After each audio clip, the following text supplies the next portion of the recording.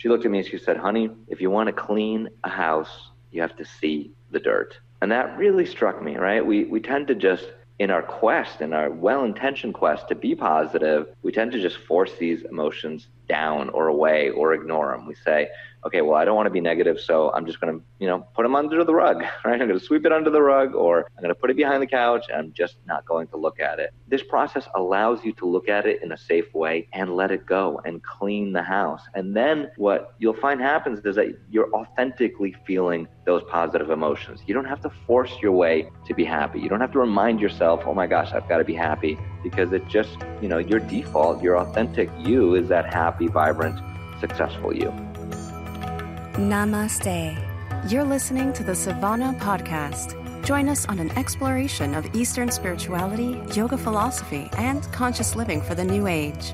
This podcast is a production of SivanaSpirit.com, the best place to shop for unique clothing, spiritual handcrafted jewelry, healing gemstones, and fair trade gifts from the Far East. Now, here's your host, Brett Larkin.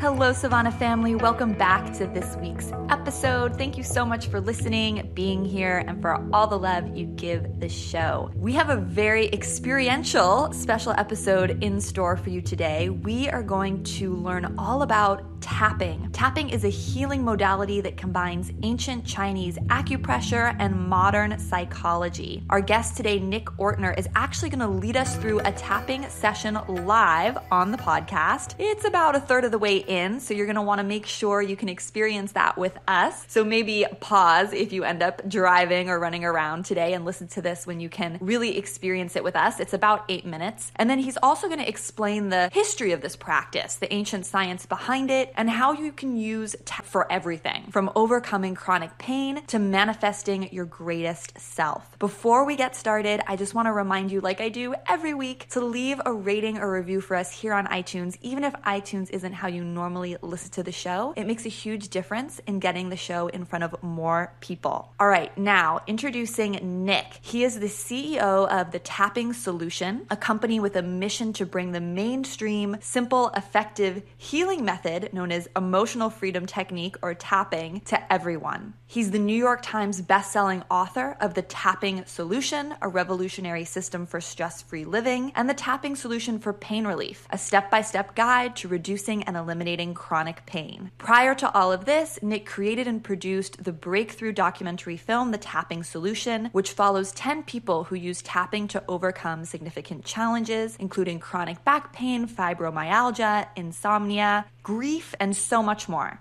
Nick, thank you so much for taking the time, being with us, and coming on the show. So my first question for you is, what is tapping? What does EFT stand for? Yeah, absolutely. So thank you so much for having me. I'm so excited to be here. So tapping, EFT, emotional freedom techniques, the general name of tapping, we call it tapping because we are literally physically tapping on endpoints of meridians. And I know you're listening in and can't see me, but if you could see me now, I'd be taking 2 fingers and tapping on these endpoints of meridians of our body, of our face, and I'll take you through the exact points later on in the show, to sending these calming signals to the meridians to clear the energy in our body. And even more powerfully, what the latest research is showing is that when we do this tapping, we send a calming signal to the amygdala in the brain.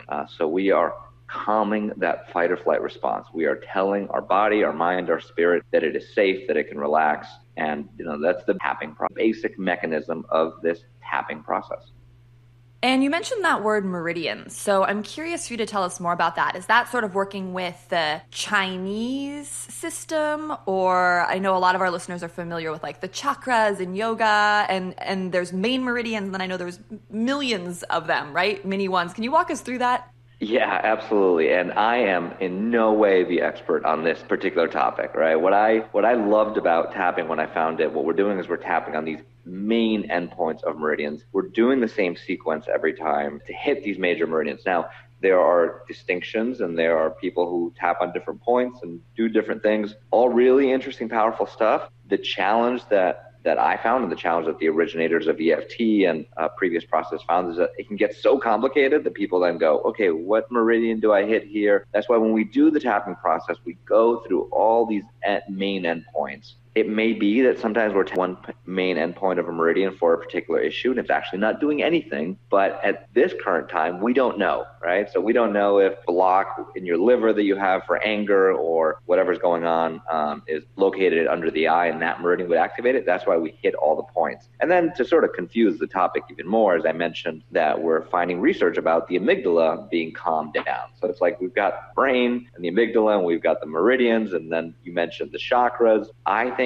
it activates all these elements. I do feel that in some point in the future, we'll have more data and be able to find these things more scientifically and prove the results. What I'm most excited about tapping is that people can have an experience in 5 or 10 minutes and know that they just created a shift in their body. So they don't have to believe in meridians. I know this audience is well open to that, and Eastern spirituality and yoga and all these important topics, but you could give me somebody from the middle of America who has never heard of this stuff, and I can do the tapping with them and help them move through challenges in their life, in their body, in their world. And to me, that's what's most exciting, that this is such an accessible tool for everyone.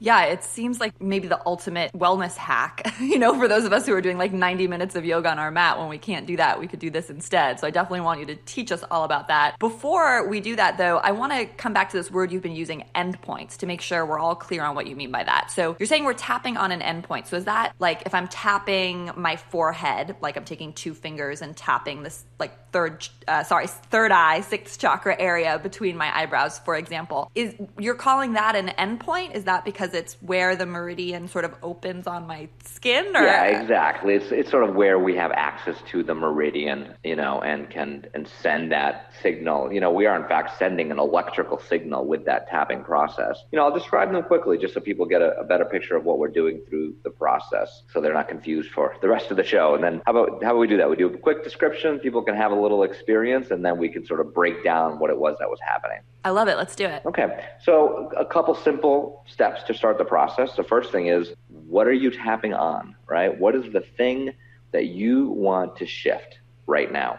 If you're anxious about something, and here's the thing that's so amazing about tapping too with this community. There's so many of us who, if you're listening to this podcast, you already know that you A, are in control of your emotions, and B, want to move through them and out of them, right? If you're anxious, that's why you spend 90 minutes on the mat, besides the physical benefits, is to calm the mind and open up the body. But if you're anxious in this moment and you can't go on the mat, if you're angry about something and you're saying to yourself, I really know that I've got to let go, right? How many of us have said, I know to let go of this issue, but I can't seem to. If you're stressed out about an upcoming deadline or something that's going on in your life, if you have physical pain in your body that just feels stuck, chronic pain. So we pick the thing first. And everyone listening, we can do it right now. So just pick something. It doesn't have to be an enormous issue, but a stressor in your life. And the more specific you can be about it, the better. So we don't want to say we're stressed out about our whole lives, though if you do the tapping and just focus on that stress, you will feel better afterward. We want to try to get specific and distinct so we can really analyze that issue and move through it. So pick an issue right now, and then as you think about it, give it a number of intensity on a scale of 0 to 10. So if you're anxious at a level 7, 8, 9, 10, angry, overwhelmed, whatever emotion, whatever pain you're feeling, just focus on one thing now. So we have our target and we have our number, and then we'll start tapping. I'm going to use general language. I'll describe the points to you. Don't worry about getting it perfect the first time. And the first time you'll be trying to piece things together. We'll do a couple rounds. You'll get the hang of it. All right, so we're going to start by tapping on what we call the karate chop point. It's on the side of the hand below the pinky. So you want to take 4 fingers of one hand, and you're literally, as if you were sort of drumming your fingers on a table, you're just physically tapping, activating that endpoint of meridian on the side of the hand, whatever hand feels comfortable to you. And as you do that, and as you think about that anxiety or that stress or that overwhelm, I'm going to use general language and just repeat after me. And Brett, will you be my echo as we tap along together? I will, and I'm just tapping the pinky side of my palm, right? Exactly. Okay. Right below the pinky, that meaty part of your hand.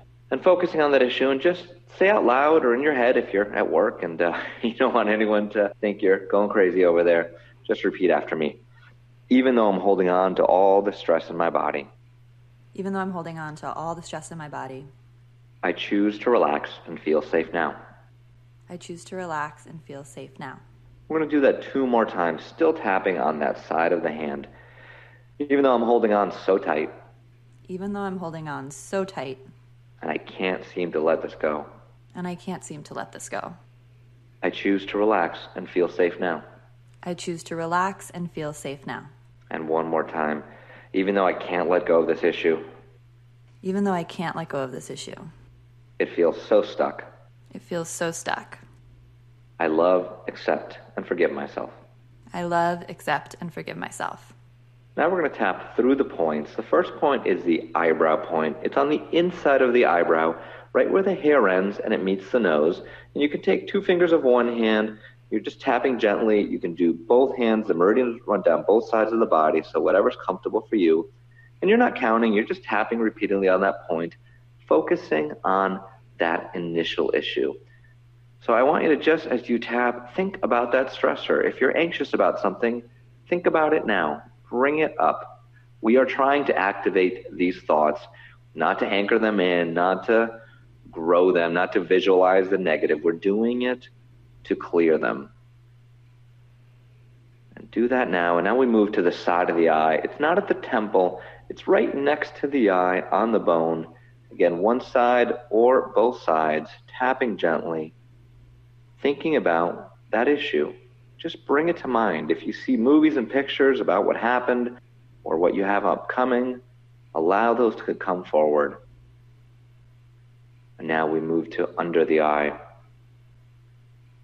Focusing on that issue, that anxiety, that sadness. If you have physical pain in your body, you just want to feel into it now. And just being present with these emotions. Being present with the truth of how you feel in this moment. Now under the nose, tapping with 2 fingers.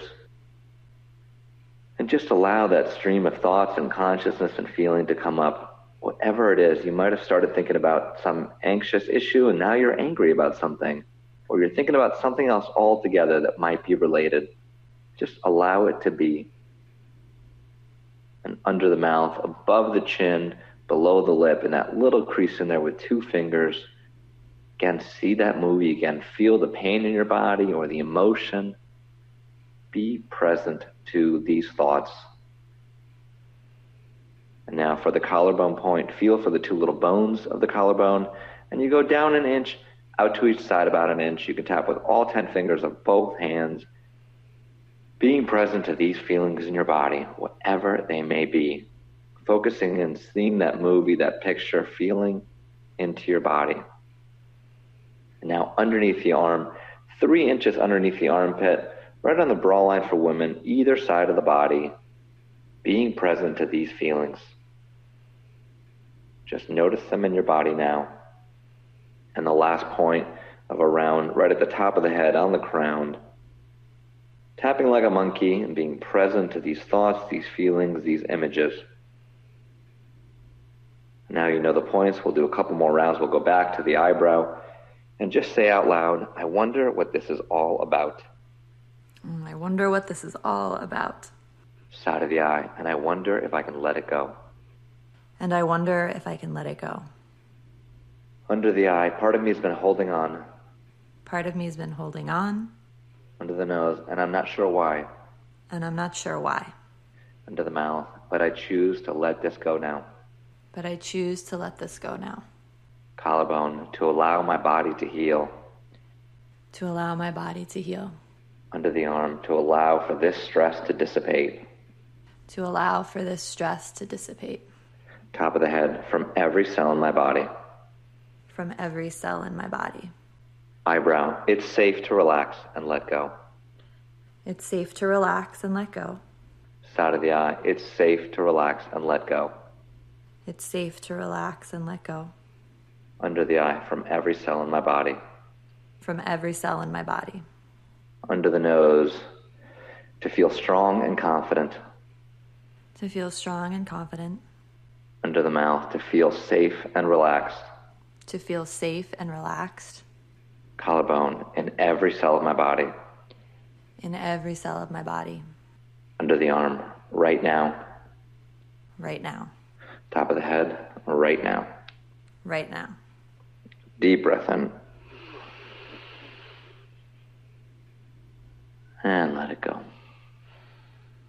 So that was a couple of rounds. And again, we're going general here and you're learning the process. But what we do after that is we check in. So we go back to that original issue and think about that number. So if there was pain in your body, you can check in. It was an 8. Where is it now? If you were anxious about something, try to connect with those anxious thoughts again and see how strong are they. If they went from an 8 to a 5 in just a few minutes, that's great. That's just showing that you have the ability to move through these things, to let them go from your body, from your mind, from your spirit.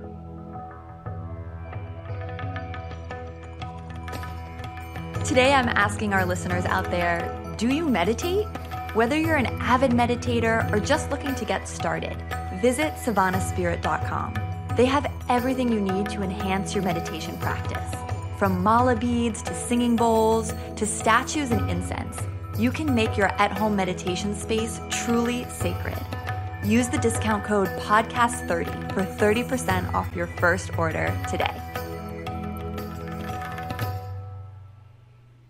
It was interesting. I definitely feel more relaxed. Well, that's a guaranteed thing that no matter what you're working on, and if you're worried about doing it right or wrong or anything, you are going to feel more relaxed after doing that.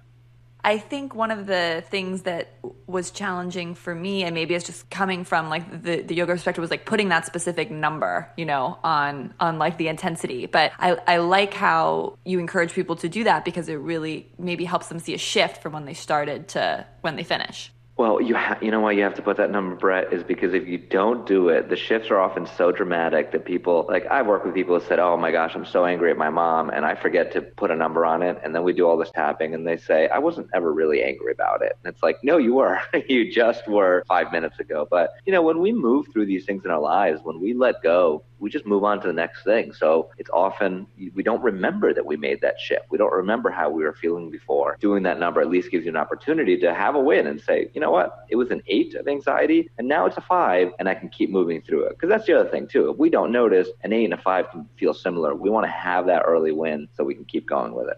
And I'm imagining as you worked with different clients or people in different situations, you'd change up maybe the points, but also the script and the things that you were saying that we were repeating and saying to ourselves based on someone's specific situation?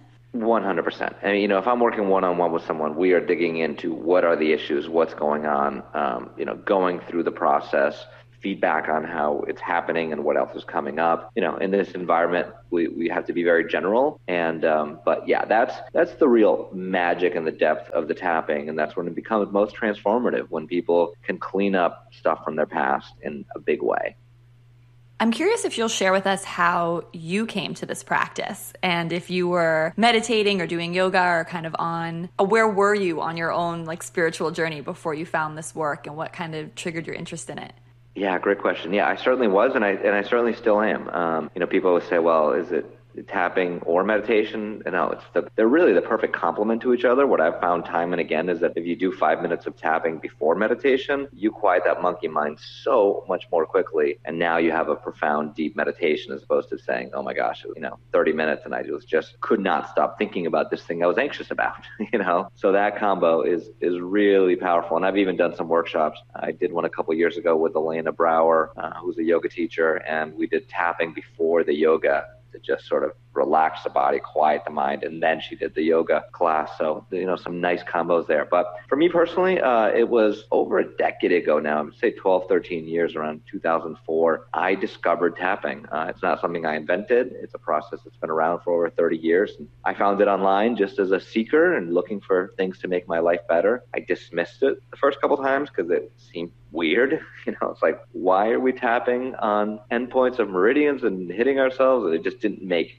that much sense from the first surface look at it. But I just kept reading one incredible story after another, and just people having massive life transformations, overcoming 30 years of chronic back pain, getting over things that they had just been stuck with for so long. And, you see something enough times, you say, all right, I'm going to give this a shot. And I did. I remember one of my first experiences was actually on physical pain in my body. I had woken up with a crick in my neck and kind of thing where you stretch it out all day, it doesn't seem to go away, and it takes a couple days to feel better. I knew, and I'd read the tapping worked on pain relief, so I tried it. Sure enough, it just completely released that pain in my neck. From that point, I became so excited about it personally that I shared it with friends and family. The running joke at the time was, don't say anything is wrong around Nick because he will make you tap on it. I was just so excited by all the things that it worked on. From that excitement built into making a documentary film about tapping, and then multiple books and everything that has come since then. So for me, I've really just been, an insanely passionate person about this topic, and trying to bring it out to the world because I know how much it helps people heal. Tell us more about the history of the technique, because on the one hand, we're talking about meridians, which are thousands and thousands of years old. But then you said the technique itself has been around for about 30 years. So how did the actual technique get founded, and how did it start, and how does it relate back to some of the more ancient science that we might be familiar with? Yeah, such a great question. In around 1980, a gentleman by the name of Roger Callahan, who was a traditionally trained psychologist, he was working with a client whose name was Mary, and she had a severe water phobia. And by severe water phobia, I mean she got freaked out drinking water, right? Drinking water, showers, everything, just an out-of-control phobia that, as you can imagine, was ruining her life. Water is everywhere. So she had been working with Roger Callahan for about a year and a half, and he was a traditionally trained therapist. So he did the things that he knew how to do. He did exposure therapy. Hey, let's look at the pool and talk about it. And let's talk about your childhood and where this might have happened and how this might have started, and, all the traditional stuff. And it wasn't working. And certainly he was frustrated as a psychologist, wanting to help people, wanting to bring them healing. Mary was frustrated as a client. She would go and leave with awful migraine headaches from just having to talk about the water all the time and stress out about it, focus on it. And one particular day, they were sitting by his pool at his home office, looking at the water, doing what would be traditional exposure therapy.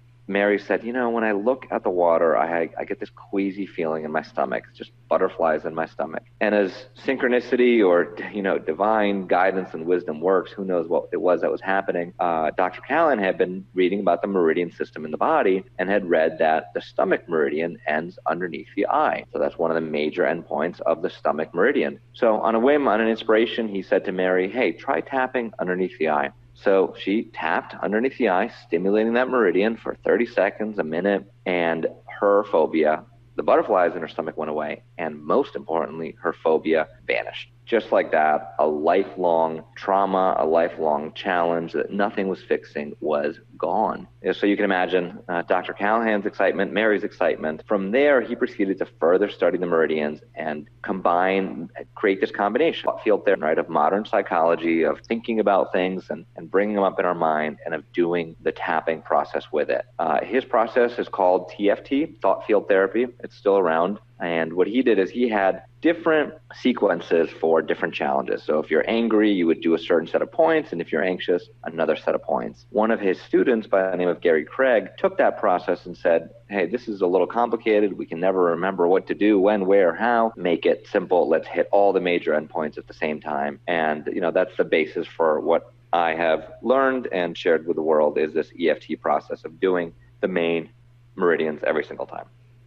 It's sort of like your sun salute, like your basic warm-up that's going to hit everything. Such a good comparison, right? Like if you need a go-to, it's like make that happen every time. And the simplicity of that makes it so you can go deeper every time, makes it so that, the thousandth time that you do a sun salute is even more powerful than all the previous ones. Would it be incorrect to think about this as sort of like doing acupuncture or acupressure on yourself? Yeah, 100%. I mean, I say this is like acupuncture without the needles. I love acupuncture. I go to it all the time. You need a practitioner. And when you're having trouble sleeping, or you're in the middle of your workday and you're anxious about something, or just overwhelmed, this is a tool that's available. And I think that's one of the best parts about it, right? That where do we find places in our lives where we can take control back, and where we can do it on a consistent basis, so we don't have to go desperately to the acupuncturist or desperately to the yoga class when we've burned ourselves out. Can we keep ourselves in balance through our daily lives, and then go to that yoga mat with more presence, and then go to the acupuncture and go even deeper and not suffer the rest of the way? Yeah, no, it's great to be able to treat yourself. And I think my next question is like the tapping feels very there's a rhythm to it, like it's rhythmic, right? So I'm curious about that because like when I get acupuncture done, it's obviously a needle and there's that, interesting sensation when the needle comes into the skin. And with acupressure, someone's obviously pressing very hard into a specific point and it's a little more massage-like. But with the tapping we did, it's just, there's something interesting about the sensation of tapping. It's completely unique and it's this rhythmic thing.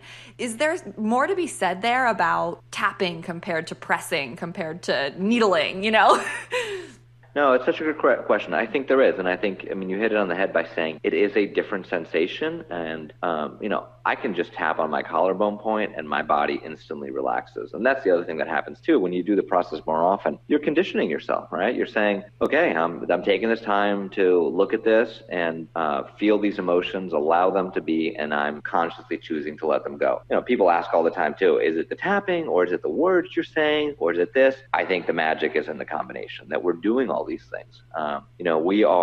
You saw in the start of the process that we focus on the negative thing, that anxiety, that overwhelm, and people get hung up on that, especially within this community, where they say, wait, why are we being negative here, right? Like, aren't we trying to be positive? And as my dear departed friend, Louise Hay, that many people know, the founder of Hay House, author of You Can Heal Your Life, we were talking about tapping. We were doing it together on an interview. And I said, Louise, you're the queen of affirmations and you're saying all these quote unquote negative things. And she looked at me very sweetly and she said something that I think about every single day. And I think whether you do the tapping or not is an important part of our lives as we move to be positive. She looked at me and she said, honey, if you want to clean a house, you have to see the dirt. And that really struck me, right? We tend to just, in our quest, in our well-intentioned quest to be positive, we tend to just force these emotions down or away or ignore them. We say, okay, well, I don't want to be negative, so I'm just going to, put them under the rug, right? I'm going to sweep it under the rug, or I'm going to put it behind the couch, and I'm just not going to look at it. This process allows you to look at it in a safe way and let it go and clean the house. And then what you'll find happens is that you're authentically feeling those positive emotions. You don't have to force your way to be happy. You don't have to remind yourself, oh my gosh, I've got to be happy, because it just,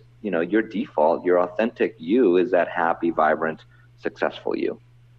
And I can't remember the exact script you walked us through when we did this work, but you were saying things, especially like midway through, like, I feel safe, I'm willing to let this shift, let this go. Or am I remembering incorrectly? Because I was kind of getting into it, so I don't remember exactly. Yeah, so in the tapping process, we generally start with the negative or the truth and focusing on that. And then we try to turn that into the positive. Now, people always ask, again, that was a quick demonstration, when do I move to the positive?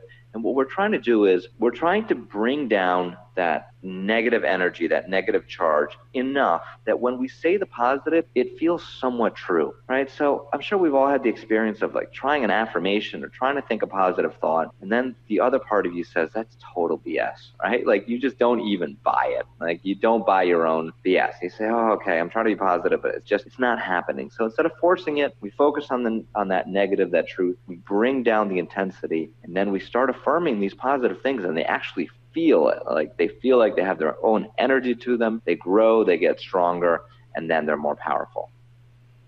No, I think that's such a great point, because I feel like that's a question I get asked in even just my community all the time, which is like, what do I do if saying a certain affirmation feels fake or feels inauthentic? Yeah, exactly.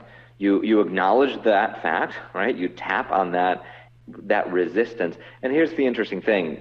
When you say an affirmation and it feels inauthentic, and if you ask yourself, why does it feel inauthentic, you're going to get answers, right? So you're going to say, well, you're going to get reminders of the times that you failed, quote unquote, at trying this. And that's going to be, running your program that says, oh, well, this is going to happen again.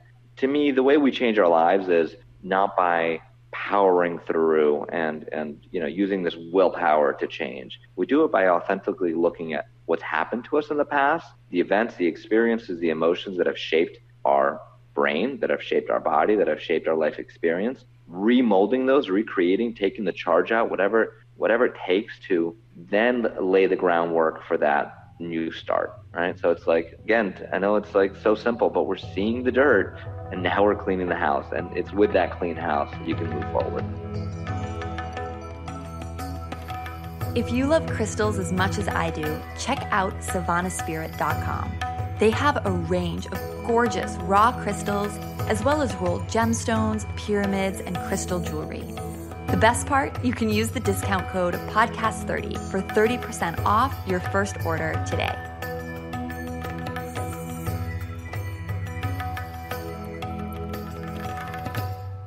So we're doing the tapping. There's verbal work, whether we're saying it out loud or internally, that goes with it. And then one thing I found interesting, just coming, from the yoga perspective, is that there wasn't any instruction about how to breathe, right? While we're just doing the tapping. Of course, at the end, you said take a nice deep breath. How does that work? Is the breath just, and they don't tell me how to breathe in acupuncture or acupressure either, but is the idea that we're just focusing on stimulating the meridian points? For example, I don't know how familiar you are with Kundalini yoga, but Kundalini yoga I feel like is similar because you hold your arms up or you do kind of crazy movements sometimes, but it's to kind of get access to stimulate those same meridian points. But instead of holding my arms up for 40 minutes, I'm I could just tap under that bra line point that you told me and save a ton of time, but I'm not doing the breath work. So I don't know. Can you just talk us through some of these ideas? Yeah, no. And it's funny you mentioned Kundalini yoga. I opened up a Kundalini yoga studio with an ex-girlfriend, probably in 2003, long time ago.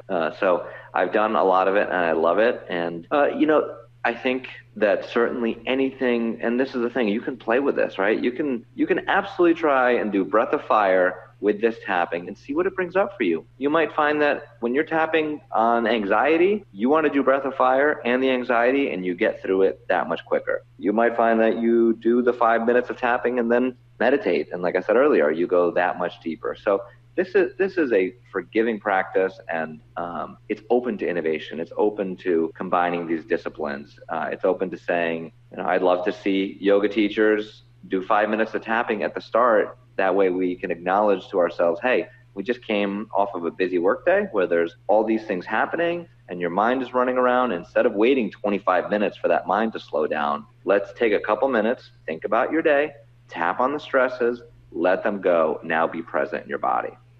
No, I love that. And I love the idea of doing it before meditation. I think that would be a really great combo. So as we shift into, having to let you go, I'm wondering what tips and advice you can give to people who want to explore this further. So obviously there's the, what I'm calling the sun salute, the basic loop. Tell me the correct name for it, the basic points. What do you call it? Just like a round. The round. Yeah, exactly. Which is similar to what you walked us through, right? Yeah. That's the most basic experience. And again, me using very general language, not focusing on your thing. The easiest, lowest barrier to entry way is our website, thetappingsolution.com. That's just THETAPPING solution.com. I've got a new book that just came out a few weeks ago called The Tapping Solution for Manifesting Your Greatest Self. That's a 21-day process where I take you step by step on how to release self-doubt, cultivate inner peace, and create a life that you love. And that's another easy way to get started in the process. That definitely sounds appealing. And for people who are thinking, I have pain in my traps right now, or, I have a particular either bodily issue or something very specific I want to focus on. Is there a way that they can kind of Google or look up exactly what points and things they should be saying to themselves? Because I know a lot of times with things like this, Google fails us. So if you have whether it's your website or good resources or books to point people in the direction of. Yeah, I think if you go to our website, if you talk about pain, I wrote a whole book a couple years ago on tapping for pain relief, just because the results that I saw with pain relief are extraordinary. They continue to blow my mind. If you are suffering from physical pain, you just have to explore this, whether you do it with my work or anybody else's work. It is astounding how this helps relieve pain in the body. I've seen the craziest things, 30 years of chronic back pain gone in 2 days, fractured L1 and L2 vertebrae where a doctor said that you're going to be in pain the rest of your life, pain-free. So time and again, I've seen incredible results for pain relief. And just, I think the tappingsolution.com is the best place you can do the search box for your individual issue and you can see the main things that we cover. We have tapping for kids and we have a kids book and a weight loss book and a finance program. All these things, and people go, wait, how do you do tapping with all these things? It's we're just getting to that stress response, right? We're just rewriting that wiring in the brain that's keeping us stuck, that's keeping us running the same patterns. And we're creating those new patterns for ourselves. And last question for those of us that may be a little nervous or like doing this maybe in public or like we want to get more into it and share it with people. I feel like there's a self-conscious element that comes into play here. Like, for example, I even have a good friend who's hypnotherapist and really into tapping, and he'll come over to our house and sometimes I just kind of like catch him like tapping on himself in the corner. But I'm sure there's like some element of like self-consciousness that maybe people have to come and overcome a little bit. What advice do you have for people who are like curious but a little self-conscious? Well, look, we don't have to do this in public, right? So, I mean, that's the easiest advice because I totally understand that self-consciousness. The one place where I have seen people tapping publicly is on airplanes because people don't care at that point. If they're scared of flying, they're like, I don't care what people think of me. I'm tapping to calm my body. You can do it in the bathroom. You can do it in those private places. The other challenge too, which I recognize, is someone sees you tapping and they'll be like, oh, what's wrong? Right. That sort of signifies that, you're doing it to clear something. So people don't always like that. And I totally get it. That's why if you do it, it's sort of like we don't walk around and just stop and meditate in the middle of the day, like in the grocery store. Usually there's a little bit of space and privacy to do that. If you find yourself in a situation, you're like, I am panicked and freaked out here. If you tap on the side of the hand, if you tap on the collarbone, if you just do some individual points without, moving quickly through all the points, you'll get some relief and no one will notice. People will either think you're fidgeting or truly will not even notice because they're too deep into their own world and their own anxieties and their own challenges. And what does your personal tapping practice or spiritual practice look like these days? Are you just doing like 5 minutes of tapping and meditating? Or are you doing like 90 minutes of this work? Like, what's your average day look like? Great question. When I first started, I did a lot more tapping. I said, you know what, I'm going to clear out these things from the past, the things that are holding me back. And I went deep there. Now, I truly feel that it's just changed my experience of life. And I do it when I'm stressed and overwhelmed. I'll do it before meditation, to try to find that balance. And I'll do it if specific challenges come up. I also have the good fortune of doing the tapping on Facebook Lives and running courses and different things. So just as I'm taking other people through it, I'm having that experience. So that's sort of a bonus. It's like the bonus of being the meditation teacher. You get to do a lot of meditation, so I get to do a lot of tapping through the process, just like you get to do a lot of yoga through your process. Right. And for people who are curious about that 21-day program, is that something, how long are people tapping for when they move through something like that? Is it like 10 minutes a day or an hour? No, it's more like 10 minutes a day. And I specifically wrote this book to make it doable. The 21 days they're short chapters, they're entertaining chapters. The tapping is specific. There's a purpose. You don't have to do it in 21 days. Some people are doing it in 42 days, and some people are doing it in 63 days because they're just choosing to do it at their pace. We have a Facebook group right now with over 4,000 people who are reading the book together. And it's one of the most exciting things to be able to see people's experiences and progress, and then also see that people are doing it at their own pace and forgiving themselves when they miss a day. It's like, I didn't want to just be another thing on the to-do list or another failure. Oh, there's another self-help book that I bought and I didn't read, right? We have enough of those lying around. So this book is specifically designed to get you through it and to get your results. So you can do 3 days and go, you know what, that was worth my time because I feel a lot better right now than I did 3 days ago. Perfect. Well, I always like to ask people at the end where everyone can find them and stay connected with them online. But I think you've sort of answered that for us. It's thetappingsolution.com. We're going to put that link right below the podcast, wherever you're listening, so you can make sure to find it and connect with Nick. Nick, thanks so much for joining us. And yeah, tell us anywhere else. Yeah, just at Nick Ortner on Instagram, which is mostly pictures of my daughter June, but people, those seem to be fan favorites. And those are the ones I like to share.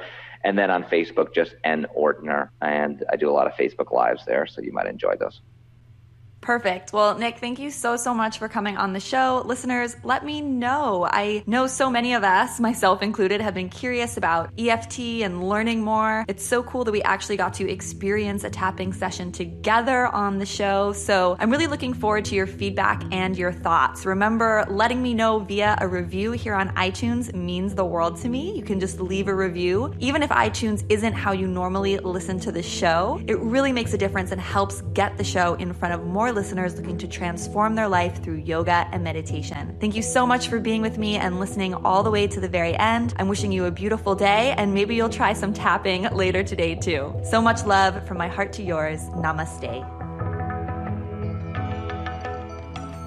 You've been listening to the Sivana Podcast. To find out more about Sivana, go to SivanaSpirit.com or follow Sivana on Facebook at Facebook.com/Sivana Spirit. For daily inspiration, check out our blog at SivanaEast.com.